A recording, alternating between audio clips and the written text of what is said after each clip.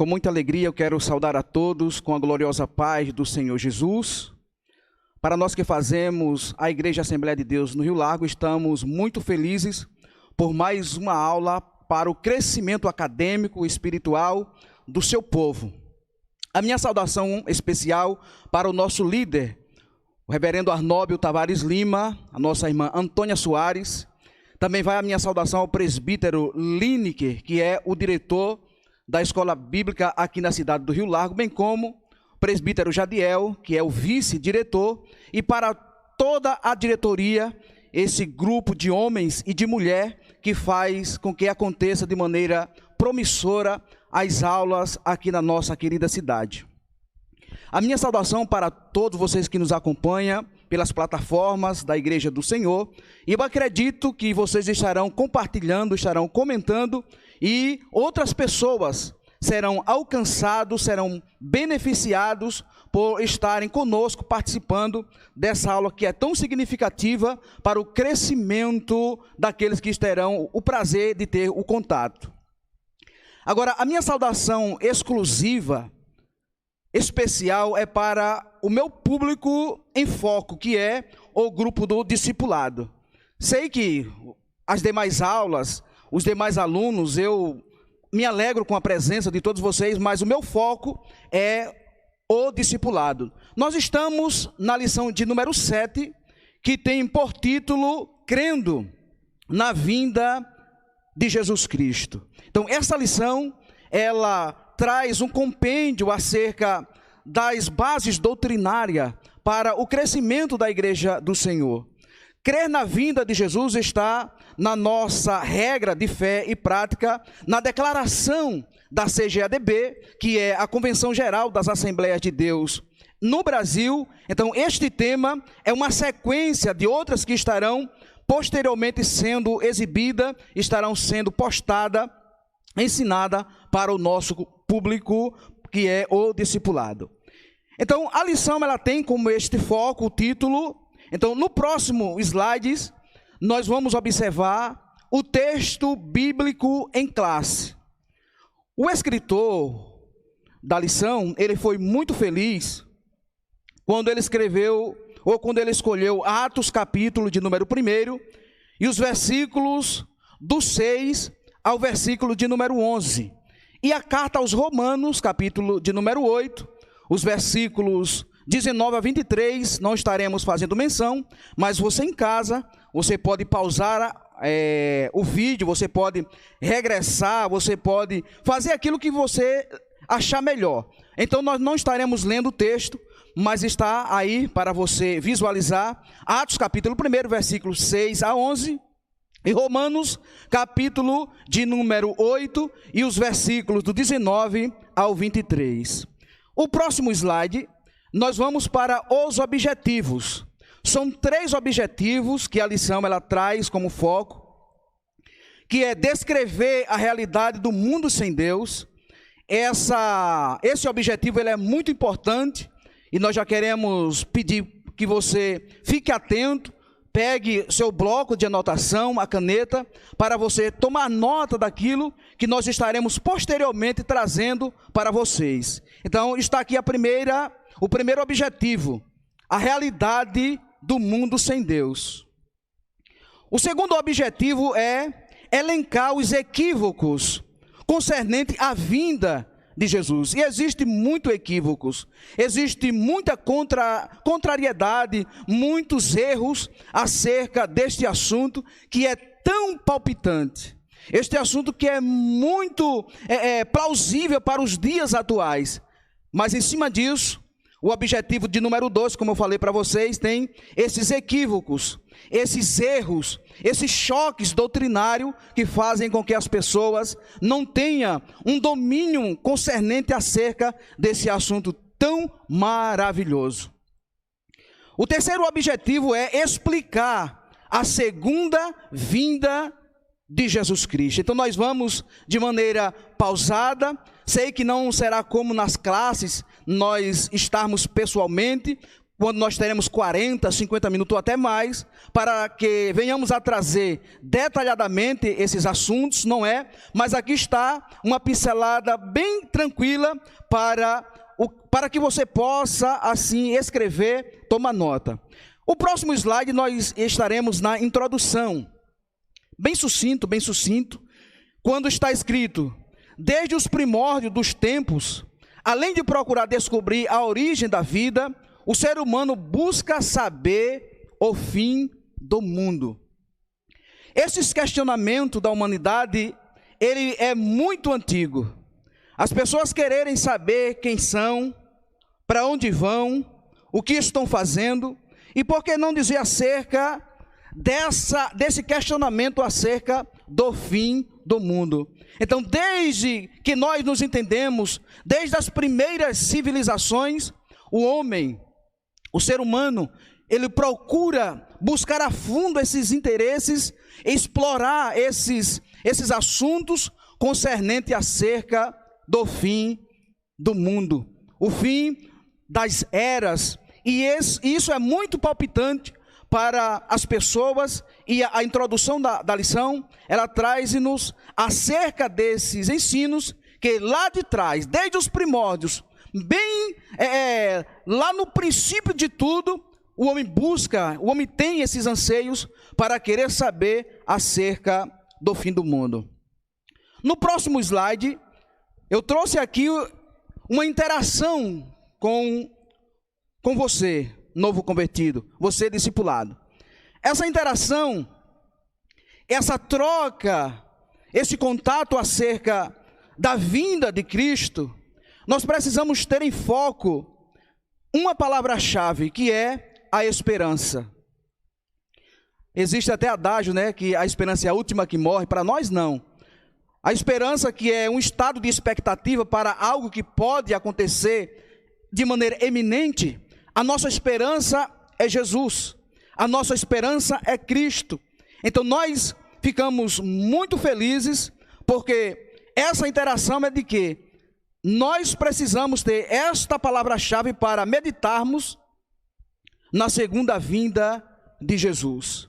Muitas pessoas já se desfaleceram, já arriaram as armas, já voltaram atrás. Mas para você, novo convertido, para você, meu querido discipulado, a esperança é a palavra-chave. Não retroceda, não volte atrás, não se desespere, não se desestruture. A esperança, que é esse estado de espera, é algo pulsante dentro de mim, dentro de você, para que nós tenhamos firme a convicção de que Jesus, ele está às portas, Jesus está voltando, está vindo, e nós precisamos estar convictos. Nós precisamos estar esperançosos. Nós precisamos estar firmes e constantes, sabendo que este dia está muito perto, está pertíssimo. Então, a esperança é esta palavra-chave que faz com que nós meditemos na segunda vinda de Jesus. O próximo slide, que nós estamos já entrando no primeiro tópico da lição, tem aqui uma expressão muito forte. O mundo clama por uma solução. Eu não quero ser aqui emotivo acerca dos acontecimentos odiernos, não. Até porque a lição ela traz aqui 3 pontos muito explícito, muito claro, acerca do clamor do mundo. E em Romanos, capítulo 8, e o versículo 20 a 22, diz que a mudança na consciência humana quanto à criação. Quando nós analisamos a palavra consciência, é uma das composições do homem espiritual. O homem sendo corpo ou soma, o homem sendo alma, psique ou népse, ou o homem sendo espírito, como roache ou pneuma. Dentro dessa composição tricotômica do homem, quando Deus ele faz o homem, que ele modela o homem, e o homem se torna alma vivente, Deus infla, Deus sopra o fôlego de vida no homem, trazendo para o homem duas composições, sendo estas a consciência e a fé. A fé, que é o firme fundamento das coisas que se esperam, e a convicção das coisas que não se vê. A palavra fé no hebraico, que é emunã, a palavra fé no latim, que é fides, e a palavra fé no grego, que é pistes, tem um leque de aprendizados, e eu tenho no meu canal, Reflexão Cristã, um ensino, um estudo acerca dos 5 tipos de fé. Então eu não quero me deter aqui, por não sair do foco, mas o primeiro tópico da lição diz que o mundo clama por uma solução. E dentro da referência de Romanos 8, versículos 20 a 22, diz que a mudança na consciência humana quanto à criação. Se a consciência é o tribunal humano que julga as suas atitudes, agora o homem no pecado corrompido, a sua consciência ela é cauterizada, e esse tribunal que julga as ações, aprovando-as ou desaprovando-as dentro do interior do homem, faz com que o homem hoje ele esteja em constante mudança quanto à criação. Meu querido amigo, novo convertido, nós precisamos entender que a criação é um dos pontos que Deus se revela para a humanidade. Deus se revela de N maneiras. A carta aos Hebreus, capítulo 1, versículo 1, diz que Deus antigamente se revelou de muitas formas e de muitas maneiras. E dentre as maneiras de Deus se revelar para o homem está a criação, a revelação natural, que Deus se revelou para o ser humano. E a lição de hoje, no seu primeiro tópico, diz: o mundo clama por uma solução. E dentro do seu primeiro subtópico diz: a mudança da consciência humana quanto a essa magnitude da criação do nosso Deus. O homem tem invertido os valores. O homem tem sido a causa dos tsunamis. O homem tem sido a causa das multiplicações de enfermidades. O homem tem sido irresponsáveis quanto o governo de administrar, de coordenar o planeta. Então o homem tem sido muito irresponsável, e isso está na consciência dele. Isso está na composição espiritual do homem. E a lição de hoje, ela está muito importante para nós. Então você tome nota. Você vai pausar o vídeo posteriormente, vai pegar as referências, vai rascunhar, porque como diz os pensadores, a diferença de um estudante para um aluno é uma caneta. Tem bons alunos, bons estudiosos, né? Mas aquele que se dedica a rascunhar, a escrever, a circular, a sublinhar, tem uma grande diferença e ele se sobressai dos demais. Então, caneta, bloco de anotação, e vamos ficar de olho na tela, porque ainda tem muita coisa boa para nós ao longo desta aula. O segundo subtópico, ainda no primeiro tópico, no próprio slide do primeiro ponto, diz, Romanos 8, 23, a mudança da consciência e dos sentimentos quanto aos seres humanos. Meu Deus, esse tópico ele é muito palpitante. Quando nós olhamos a mudança na consciência quanto aos sentimentos, quando nós estudamos a psicologia e nós vamos mergulhar dentro do psique, das análises dos estudos dos homens, a gente entende que o psiquismo, ou as reações humanas quanto à alma, o népse ou psique, existem 3 faculdades importantes na alma do homem, que é intelecto, sentimento e vontade. O que é o intelecto? São as emoções. O que é intelecto? São os arquivos guardados de informações. O que é o sentimento? São as ações pulsantes na vida do ser humano. E o que é a vontade? É a ação de decidir, de ir, de parar, de vir, de regressar. Então, dentro da composição do psiquismo humano da alma, do népse, a gente vê intelecto, sentimento e vontade. E a lição de hoje ela foi muito clara quando diz que há mudança na consciência e dos sentimentos quanto aos seres humanos. É o homem virando as costas para os demais. É o homem sendo nocivo quanto o seu próximo. É o homem sendo irresponsável quanto ao seu semelhante. Então a lição, meu querido amigo, você anota, meu novo convertido, discipulado, Romanos, capítulo número 8, versículo 23 diz, está aí na sua lição, a mudança da consciência e dos sentimentos quanto aos seres humanos. Meu amigo, quantas rebeliões, quantas atitudes maléficas, nocivas, quanto o tratamento de homem para com homem. O homem tem sido o próprio inimigo do seu semelhante. E essa mudança, o mundo está clamando por solução. O mundo está clamando por resultados emergentes. E a lição de hoje, ela é muito forte quando fala acerca dessa mudança na consciência dos sentimentos. Nós não podemos abrir mão do que Jesus, ele nos ensinou. O que eu acho interessante nos ensinos de Jesus é que Jesus tinha 3 grupos de pessoas que o seguiam. Guarde bem isso e anote. Jesus tinha 3 grupos de pessoas que o seguiam. Primeiro, eram os seus adversários, os seus inimigos, os algozes, aqueles que queriam pegar Jesus em uma gafe, em um erro, eram os seus inimigos. Segundo, eram os aproveitadores.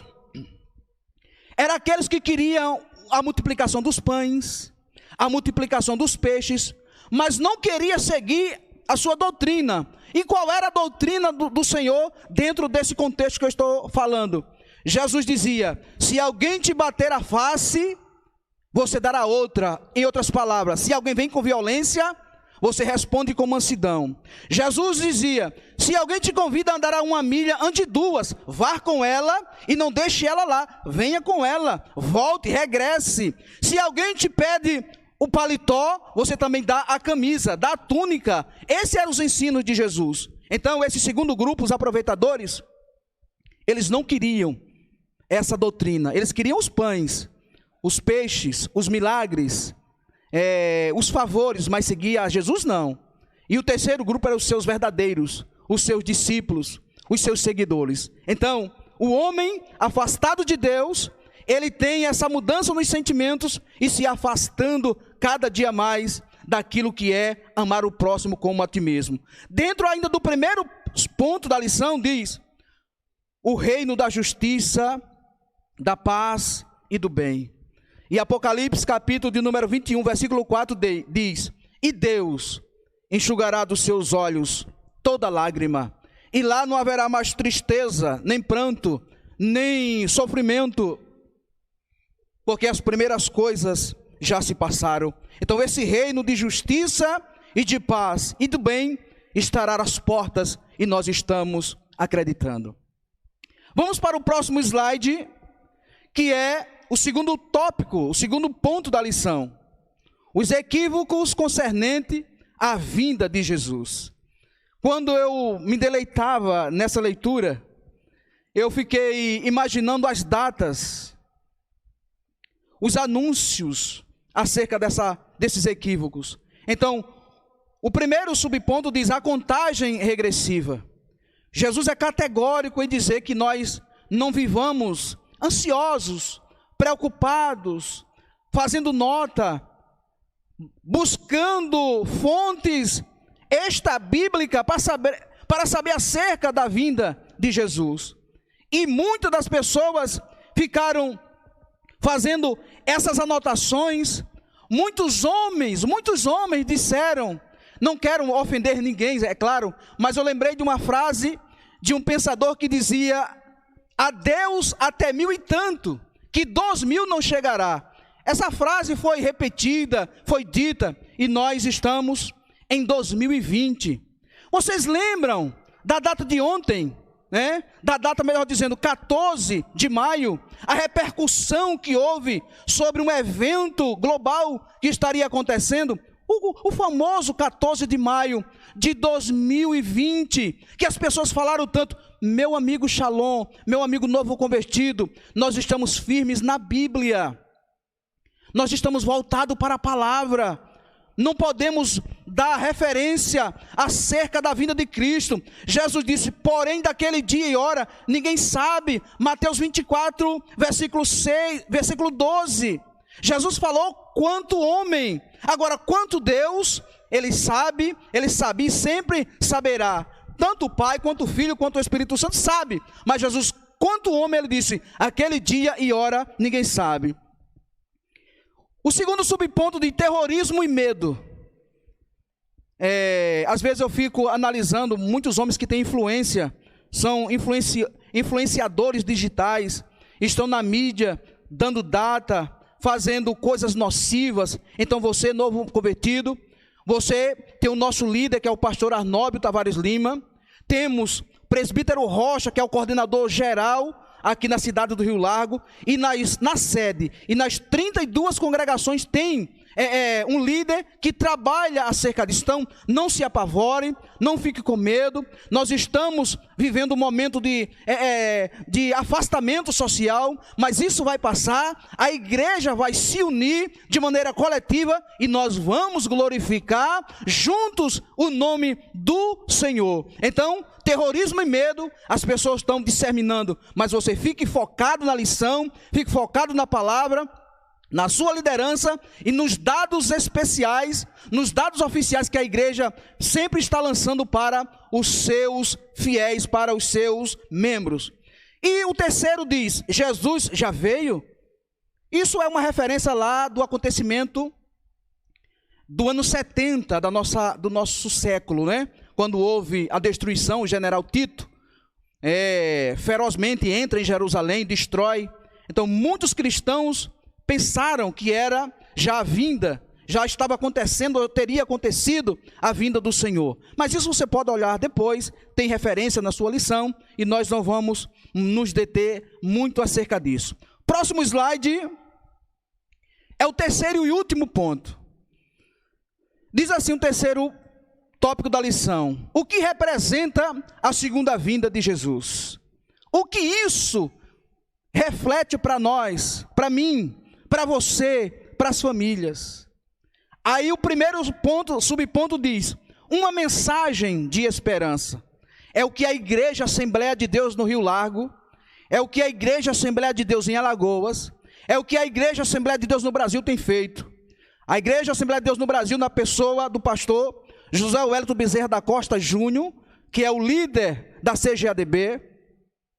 A Igreja Assembleia de Deus em Alagoas, na pessoa do reverendo Orisvaldo Nunes de Lima, e a Igreja do Senhor no Rio Largo, na pessoa do pastor Arnóbio Tavares Lima. Nós temos nossos cultos aqui na sede, sendo transmitido aos domingos, às terças, às quintas, e agora tem um projeto de 9 às 11, trazendo uma mensagem de esperança, trazendo uma mensagem de encorajamento, trazendo uma mensagem de estímulo para você, novo convertido. Então não se desestruture, não se desespere. Concernente à vinda do Senhor Jesus, essa mensagem de esperança que a igreja tem passado. Enquanto muitos estão se aproveitando, algumas mídias se aproveitam para disseminar o pavor, o medo, enfraquecer a imunidade da população, trazendo medo. Falar em medo, eu também tenho um estudo sobre medo lá no canal Reflexão Cristã, você pode assistir, mas a mensagem de esperança é esse dado, é esse informativo que Deus quer para a sua vida. Dentro ainda do terceiro tópico da lição, o segundo agora diz, o arrebatamento da igreja. E o que é arrebatamento da igreja, meu querido? A palavra harpazo do grego, que é retirar com força, uma arrancada brusca. A palavra arrebatamento do latim, que é rapium. A gente vê que o arrebatamento da igreja aparece no Antigo Testamento por meio de tipos, de símbolos, de eventos. Então, Enoque é um símbolo do arrebatamento da igreja. A retirada da família de Ló é um símbolo do arrebatamento da igreja. O casamento de Isaac é um símbolo do arrebatamento da igreja. A retirada de Elias antes da fome em Samaria é um símbolo do arrebatamento da igreja. E quando nós entendemos o que existem 3 grupos de povos espalhados em mais ou quase 7 bilhões, mais de 7 bilhões de pessoas no planeta. Mas segundo Paulo, na sua primeira carta aos Coríntios, capítulo 10, versículo 32, diz que a humanidade está dividida em 3 povos: a igreja, Israel e os gentios. Para a igreja, Jesus vem como noivo, Mateus 25. Para Israel, Jesus vem como o Messias, Mateus 23, 39. Para os gentios, Jesus vem como Rei dos reis e Senhor dos senhores, Isaías capítulo 9, versículo 6. Querido, o arrebatamento da igreja, os sinais sobre o arrebatamento, e eu linkei aqui alguns sinais. Primeiro, a apostasia, 1 aos Tessalonicenses 2:3. Segundo, a multiplicação das religiões. Terceiro, as práticas demoníacas. Quarto, o esfriamento espiritual. Quinto, a restauração de Israel, que aconteceu em 1948, e nós brasileiros somos participantes disso. O arrebatamento da igreja e os sinais, as guerras, os rumores de guerra, Mateus capítulo 24, versículo 6. A imoralidade, Mateus 24, versículo 12. E o último sinal dos que eu linkei aqui é um grande avivamento. Eu já estou na parte de conclusão. Mas falar de arrebatamento da igreja, a gente não pode abrir mão do sinal, do grande avivamento da igreja. E esse avivamento dá-se-á por mim, dá-se-á por você. E nós vamos disseminar a mensagem do evangelho através do arrebatamento da igreja, sendo anunciado como sinal. E o que é arrebatamento da igreja? É a reunião nas nuvens de todos os salvos, mortos e vivos, por ocasião da segunda vinda do Senhor. E tem pessoas que não acreditam, mas a palavra grega harpazo é a retirada brusca, com força e momentânea. O que acontecerá no arrebatamento da igreja? Acontecerá que a ressurreição dos mortos, a transformação dos salvos e a transladação, a retirada daqueles que estão de pé diante do Senhor. Então, o arrebatamento da igreja é esse assunto que nós teríamos muito para falar sobre ele. Mas o último ponto, dentro desse terceiro ponto da lição, é uma volta visível. E eu queria só uma pausa aqui de 3 minutos para você entender isso aqui. Arrebatamento da igreja, eu já falei, e agora uma vinda visível. Você precisa entender que a vinda do Senhor estará manifesta em 2 etapas. Primeiro, Jesus vem para a sua igreja, que é o arrebatamento, e ele não descerá à terra, ele arrebatará, segundo Paulo, escrevendo aos Tessalonicenses. O mesmo Senhor descerá do céu com alarido e com voz de arcanjo e com trombeta de Deus. Os que morreram em Cristo ressuscitarão primeiro, depois nós, os que ficarmos vivos, seremos arrebatados ao encontro do Senhor nos ares. Aqui é arrebatamento. Agora, a segunda vinda, Jesus já vem com os seus. Jesus já vem para implantar ou para livrar a Israel, e é um assunto muito palpitante e nós não queremos aqui confundir. Então, arrebatamento é quando Jesus não aparecerá e arrebatará a sua igreja. E a segunda vinda visível, ele já vem como a sua igreja. E a conclusão diz o seguinte, o último slide diz: o mundo clama por esperança. A criação geme como a mulher em trabalho de parto.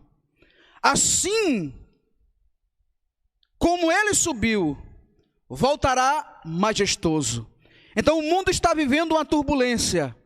O mundo está vivendo um total caos. O mundo se agoniza. O mundo está em total desespero. Mas a igreja, eu, você, nós, estamos esperando esse retorno glorioso do Senhor. Porque assim como ele subiu, ele voltará e arrebatará o seu povo, e nós estaremos para sempre com o Senhor. Novo convertido, a minha gratidão a você por estar até agora, 30, 35 minutos. A minha alegria por você estar notando, partilhando, levando essa mensagem a outras pessoas. Então compartilhe, faça com que outras pessoas também sejam alcançadas por essa ministração, porque o tema da nossa lição hoje foi crendo na vinda do Senhor. E nós acreditamos na sua ida, também nós acreditamos na sua vinda. Que Deus abençoe a sua vida, que você possa continuar e permanecer firme até a vinda gloriosa do Senhor. Um abraço a todos e a minha saudação a todos vocês novos convertidos. Um abraço e até a próxima aula.